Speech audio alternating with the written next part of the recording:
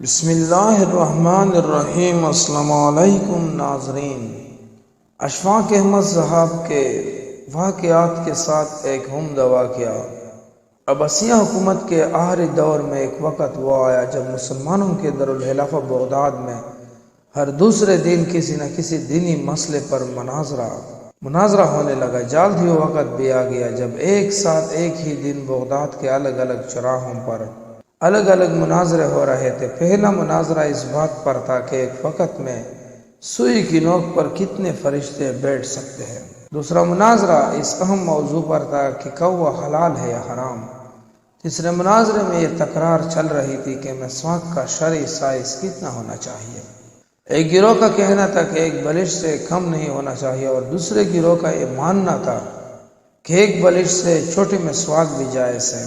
ابھی یہ مناظرے چل رہے تھے کہ ہلاکو خان کی قیادت میں تتار فوج بغداد کی گلیوں میں داخل ہو گئے اور سب کچھ تہس نہس کر گئے۔ مسواک کی حرمت بچانے والے لوگ خود ہی بوٹی بوٹی ہو گئے۔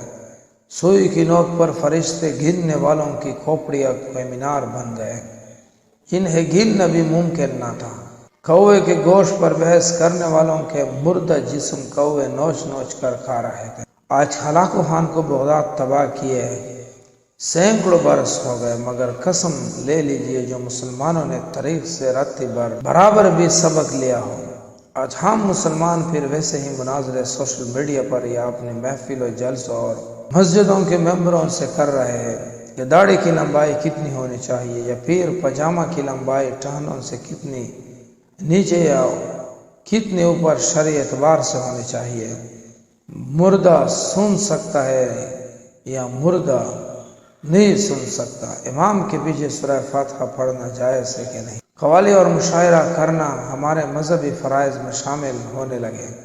فرقے اور مسلک کے ہمارے جھنڈا برادر صرف اور صرف اپنے فرقوں کو جنت میں لے جانے کا دعویٰ کر رہے ہیں، اور دور حاضر کا ہلاکو خان ایک ایک کر کے مسلم ملکوں کو نیست و نابود کرتا ہوا آگے بڑھ رہا ہے۔ افغانستان، لیبیا، عراق کے بعد شامی بچوں کی کٹی پٹی لاشوں کی گنتی کرنے والا کوئی نہیں ہے۔